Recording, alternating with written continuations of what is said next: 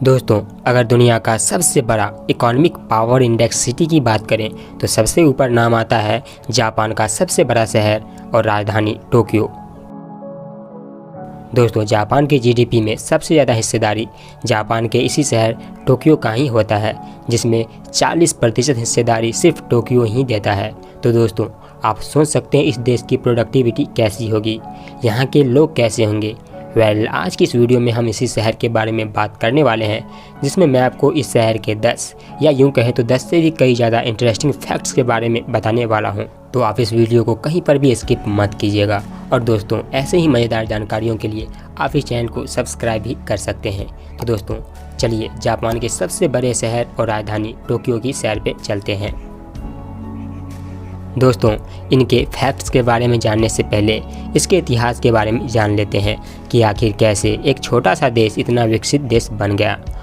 दोस्तों, कई साल पहले टोक्यो मूलतः एक छोटा सा मछली पकड़ने वाले लोगों का गांव था, जो मूल रूप से ईडो के नाम से जाना जाता था, जिसका जापानी में अर्थ है मुहाना।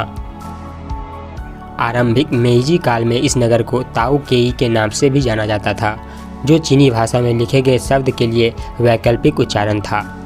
बहुत से पुराने अंग्रेजी दस्तावेजों में भी अभी तक इसे टोकेई ही कहा जाता है, लेकिन अब यह अप्रचलित शब्द है और अब टोक्यो का ही ज़्यादातर उपयोग किया जाता है। यहाँ के लोग धीरे धीरे अपनी एजुकेशन पर काम करना शुरू कर दिया। एक तरफ से उनकी जनसंख्या में वृद्धि हुई, वहीं दूसरी तरफ से एजुकेशन ने उनके अंदर एक खास प्रकार की प्रवृत्ति को जन्म दिया, जिसे हम ईमानदारी भी कहते हैं। दोस्तों, आपको बता दें कि यहाँ के लोग काफ़ी ईमानदार होते हैं और अपने काम को लेकर काफ़ी सजग रहते हैं। यही वजह है कि यहाँ के लोग आज कई पुराने देशों से भी कई गुना ज़्यादा विकसित हैं। तो दोस्तों, चलिए यहाँ के बारे में कुछ धारणाएं और रोमांचक तथ्यों को जान लेते हैं। Fact number 1। वैसे तो यहाँ के लोग टेक्नोलॉजी में ज़्यादा विश्वास रखते हैं, लेकिन कुछ लोगों का मानना है कि अगर कहीं काली बिल्ली दिख जाए तो वो एक अच्छा भाग्य लेकर आती है, जिसकी वजह से काली बिल्लियों का जापान में बहुत ही सम्मान किया जाता है। Fact number 2। दोस्तों, आपको बता दें कि जापान के लोग पूरी दुनिया में सबसे ज़्यादा मेहनती होते हैं और अपने काम को लेकर काफ़ी ईमानदार भी। यही वजह है कि यहाँ के ऑफिस में लोगों को सोने के लिए पूरी छूट होती है। यहाँ के लोगों का मानना है कि अगर कोई व्यक्ति काम करके थक गया है तो उसे आराम करने का पूरा अधिकार है, क्योंकि वे ईमानदारी से अपना काम कर रहे हैं। Fact number 3।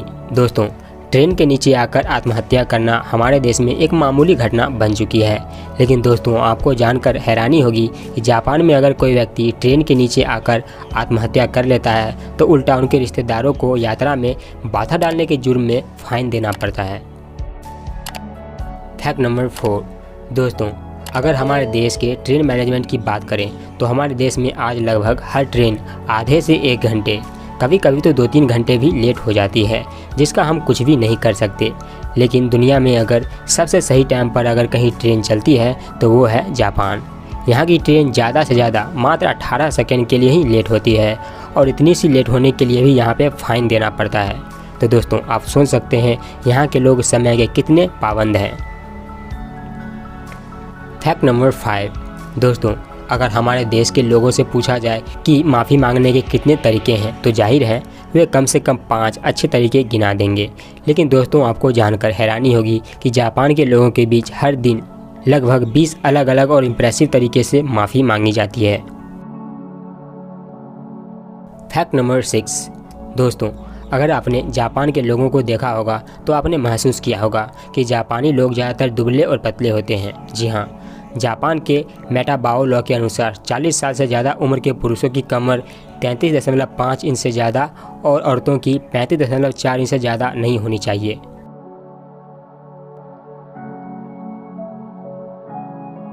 Fact number 7। दोस्तों, एक इतिहास तो आपको पता ही होगा।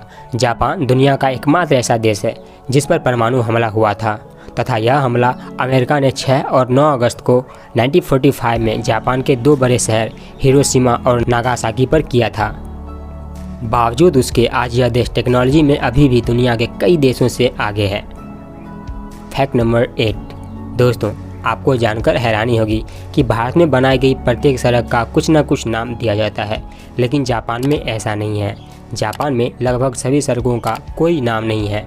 जापानी अपने देश को निप्पन के नाम से भी पुकारते हैं। निप्पन का अर्थ होता है सूर्य का निवास स्थान, क्योंकि इस देश को ही सबसे पहले उगते सूरज का देश कहा जाता है। फैक्ट नंबर 9 दोस्तों, भारत में अगर आत्महत्या की वजह की बात करें तो उनमें काफ़ी सारे लोग प्यार, धोखा, फैमिली और कई तरह के अपराध की वजह से करते हैं। लेकिन आपको बता दें कि जापान के लोगों में जितनी भी आत्महत्या होती है उनमें से 95% लोग सिर्फ काम के बोझ की वजह से ही आत्महत्या करते हैं। फैक्ट नंबर 10 दोस्तों, जापान में प्रेमी जोड़े के लिए भी अलग से ध्यान रखा जाता है। अगर भारत की बात करें तो यहाँ अगर किसी प्रेमी जोड़े को कहीं देख लिया जाए तो फिर आप सोच सकते हैं उनके साथ कैसा व्यवहार किया जाता है। लेकिन जापान के लोग ऐसा नहीं करते। वहाँ प्रेमी जोड़े को भी काफ़ी सम्मान दिया जाता है। यहाँ तक कि वहाँ के प्रेमी जोड़े के लिए भी अलग से होटल बनवाए जाते हैं। फैक्ट नंबर 11 दोस्तों, हमारे देश में अंग्रेज़ी ने इस कदर अपना पाँव फैला लिया है कि आज हर कोई अंग्रेज़ी सीखना और बोलना चाहता है। लेकिन दोस्तों, आपको जानकर हैरानी होगी कि जापान के लोग अपने कल्चर का बहुत ही ध्यान रखते हैं, साथ ही अपने प्रमुख भाषा का भी। आपको बता दें कि जापानियों की मातृभाषा जापानी भाषा है तथा यहाँ के लोग जापानी भाषा में ही अपनी शिक्षा ग्रहण करते हैं। यहाँ तक कि जापान के वैज्ञानिक भी जापानी भाषा में ही शोध करते हैं।